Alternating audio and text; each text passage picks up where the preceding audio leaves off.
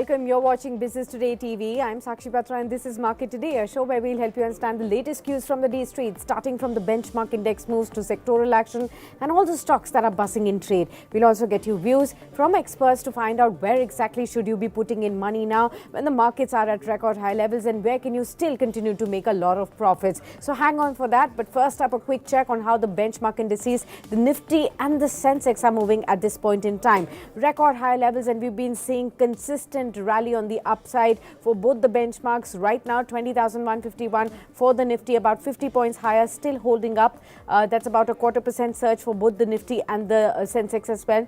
The Sensex hovering at 67,682 currently. The broader markets also, the mid and the small caps, continue to repair what they had lost on Tuesday, and you can see a flattish to positive momentum on the mid cap 100 index and about a 0.1% surge currently on the small cap 100 index as well. Sectorally speaking, we do have the autos that are clear winners in today's trade, topping the charts in terms of the sectoral moves. The IT stocks are coming back in flavor. You also have consumer durables and healthcare that are picking up pace, and financial services. You also have the private banks and the Nifty Bank overall, the PSU banks also giving some support to the overall Nifty index as well. What's now slipping into the red? It's the metals, FMCG, oil and gas and realty. The performers of yesterday and on the morning trade as well, now seeing some cuts coming in. On the top gainers chart, as far as the Nifty is concerned, you have Bajaj Auto clearly topping the Nifty index. You have Hero MotoCorp also following that. We also have Grasim Industries as a 2% surge coming in on this one. Then again, you have HCL Technologies, TCS from the IT pack, Wipro again from this pack as well. That's moving up in trade. So auto and IT names clearly flourishing on the Nifty pack as well.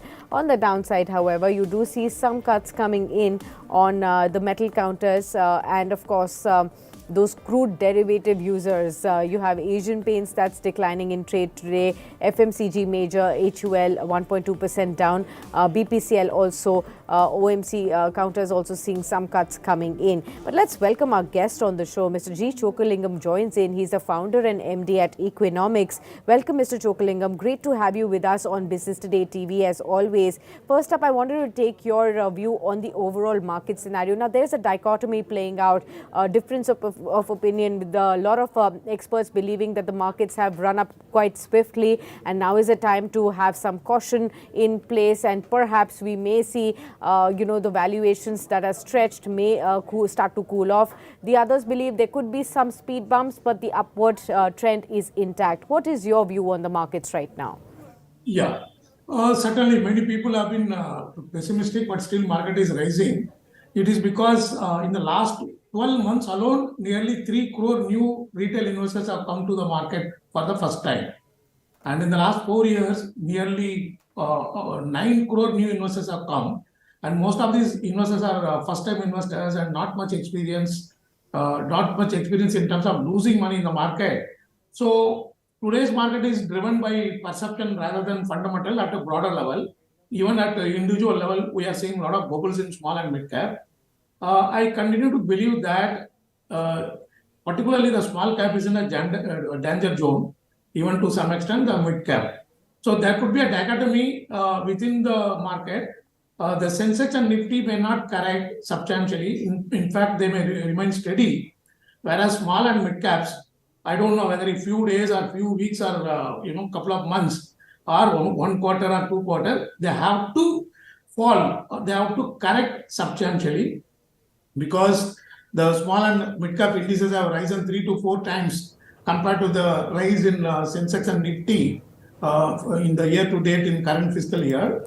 And history also says that whenever such a phenomenal rise happens, invariably small and mid cap corrects. That is also based on the logic. Small and mid cap becomes, in terms of valuation, relatively unattractive as compared to Sensex. And therefore, I continue to believe that this is the time to be extremely cautious on small and mid cap.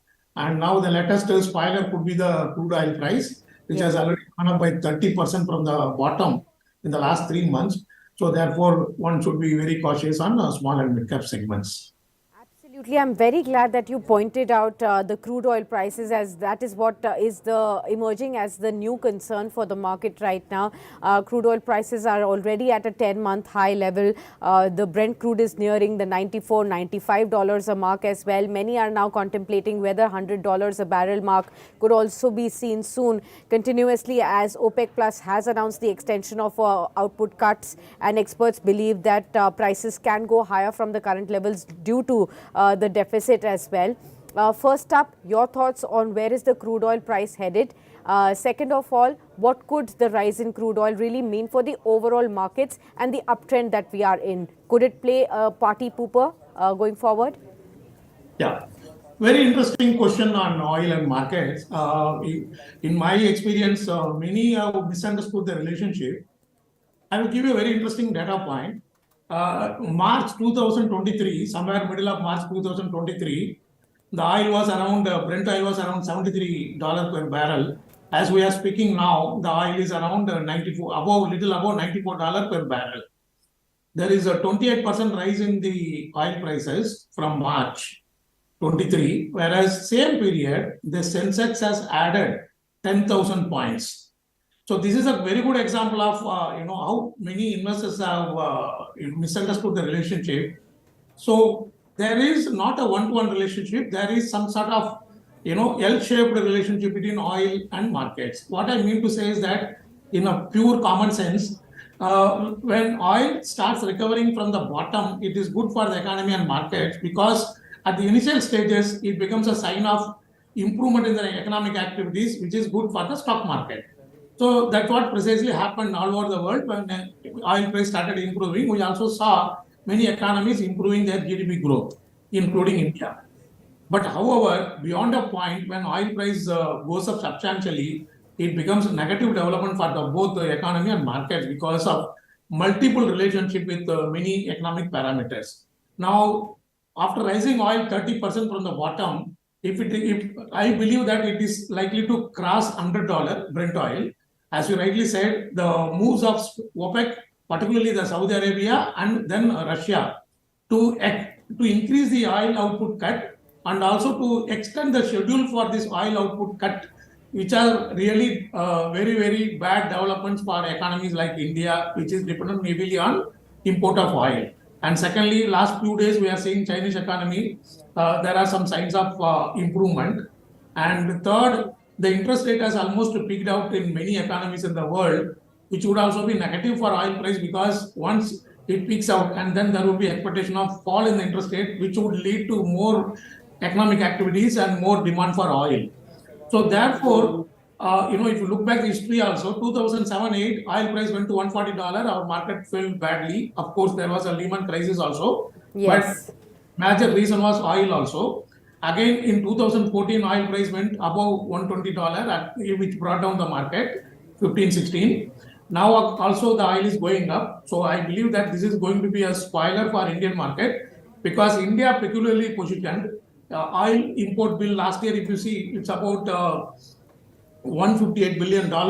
During Corona time, it came much below $100 billion, our oil import bill. So already it has shot up from $122 billion in FY22. So if it has to go up, then your forex reserves will come down. Your rupee exchange rate will be under pressure. And therefore the FIs would be little reluctant. Your inflation rate would start going up. And raw material cost for many manufacturing companies will go up. And finally, the disposable income of individual investors also will come down, because they have to pay more for fuel consumption. So this is going to be a very, very big concern for the markets. One should be very cautious. And that is the reason I am saying that in small and mid cap, there are a lot of stocks in which you see bubble. So this is the time to shrink your allocation to small and mid cap as a category as a whole, and in fact look for some oil producers like Oil India to mitigate the risk in your equity asset class. Right. That's a extremely simple way of how you explain to all our viewers what is the relationship between crude oil and the Indian markets and what is likely to happen going forward. Let's now break it down to the impact on several sectors that are listed in the space that we cater to. First is the upstream majors, Oil India, ONGC, Reliance Industries, those kind of companies, and then the impact on downstream majors, OMCs like IOC, HPCL, BPCL, and those sectors that really use crude as a raw material form. Maybe the paint companies, Asian Paints, Berger Paints, those kind of companies, maybe even the FMCG companies. How would you really look at the impact of the rising crude on different segments, and how should investors play these sectors now? Yeah, I understood. Very interesting question. You have categorized into three. Before that, again, the whole market, it would be negative because this is happening in the background of cumulative rainfall. As I am speaking today, it is 10% down as compared to long period average. Anything anywhere up to 4% deviation is still considered a normal monsoon. So now the monsoon is going to come to an end within 2 weeks, and we are already seeing 10% deficit in the cumulative rainfall. If you look at the subdivisions also, out of 36 subdivisions, only 25 subdivisions have got normal and or excess rainfall. So that is about 69%. 31% of the subdivisions have failed to receive normal rainfall. So therefore, whole market, it is negative. And coming back to the category of different sectors, marketing companies could be little affected because let us not forget the fact that there is a big event in 24 May, that is general election, and before that you have two major state elections, Rajasthan and Madhya Pradesh, by end of this current calendar year. So what would happen, in my view, that there would be less flexibility for the government to keep raising the fuel prices. So neither government can take the burden nor the burden can be shifted to public, particularly when the election is there. So obvious choice would be the oil refiners, marketing companies, who can be slightly asked to make some sacrifice in the election year. And therefore one should sell oil marketing companies on every rise. And second, oil producers, yes, the history has shown that even they have to make little sacrifice, possibly in terms of rise in the oil cess that can go up for the same reason which I explained for oil marketing companies.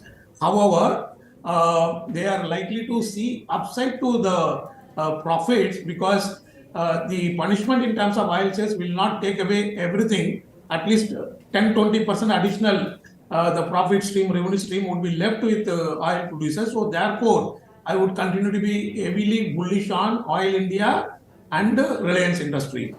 And third, there are many companies. Within that there are two categories. One, directly using the oil derivatives, like as you said, paint companies. So that is a one segment one should start booking profits. And second, even the tire companies, they are very sensitive. They operate under a very small margin because of the volatility in the input prices, namely synthetic rubber, which is oil derivative, and also natural rubber. Unfortunately, the natural rubber price starts moving up whenever the synthetic rubber goes up. So therefore, apart from the paint, one should be very, very cautious on the tire industry.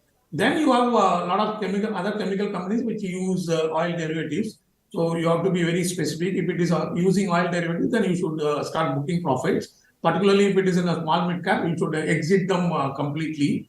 And this is the way one has to look at the impact of oil on the stock market as a whole and different categories. Also, finally, the aviation sector will be badly affected. That is always very sensitive to the Asian ATF prices, which is again derivative of crude oil. And yes, the air traffic is very robust, but then we have seen even in the robust air traffic scenario, if ATF goes up substantially, they would be impacted. So that sector also would be impacted directly. So this is the time to book profit in aviation stocks and overall reduce, in asset allocation.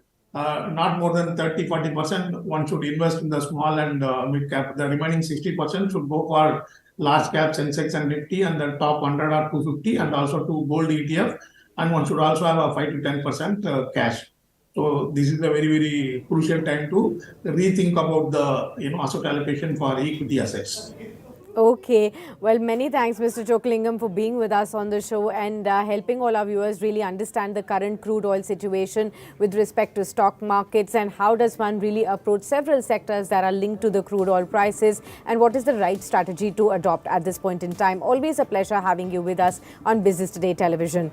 Let's get back to markets now, and the markets are still holding up and strong, 172 points higher on the Sensex and 50 points higher on the Nifty right now, 20,150, close to all-time high levels. Looks like we are headed for another positive weekly close for the markets, third week in a running. And of course, a lot of sectors, a lot of stocks really supporting the markets in that weekly surge as well. We'll continue to track markets for you and every stock, every sector that you need to keep an eye out on. So do stay tuned with us on Business Today television to catch more updates from the world of business and stock markets. Until then, many thanks for tuning in.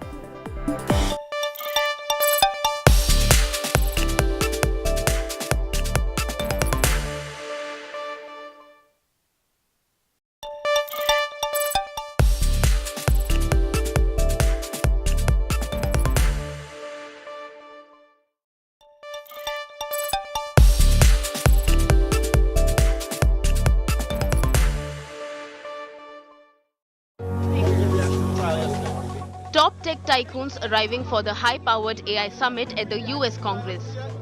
Elon Musk followed by Bill Gates, Sam Altman, Alex Karp of Palantir and Mark Zuckerberg. A room